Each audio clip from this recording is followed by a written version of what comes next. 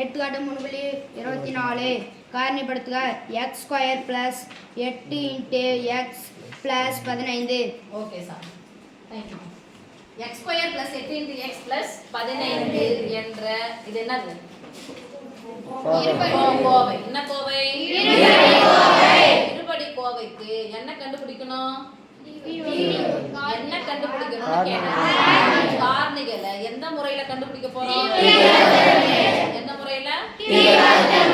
D வகுத்தல் முறையில கண்டுபிடிக்கணும்னா என்ன பண்ணணும்?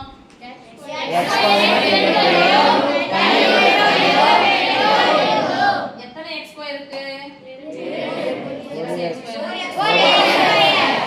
எத்தனை x²னா 2 x².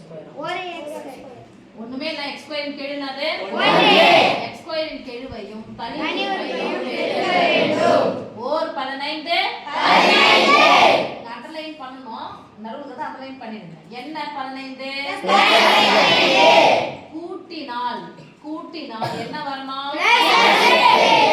அப்ப என்ன கண்டுபிடிக்கணும்? 15. காரணிகள் என்னது?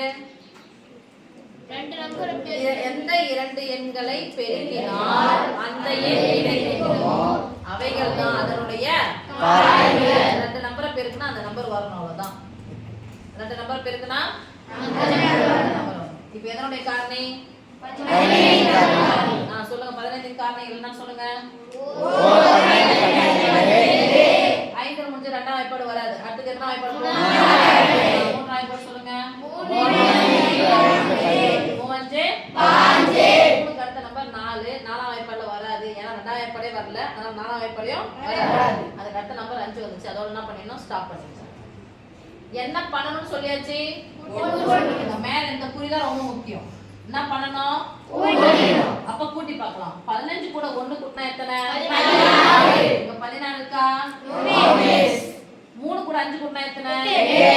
8 இருக்கா? காரணிகள் சொல்லுங்க. நான் 3 மாறி யாருங்க? அப்ப முன்னாடி என்ன பண்ணோம்? முன்னாடி என்ன பண்ணோம்?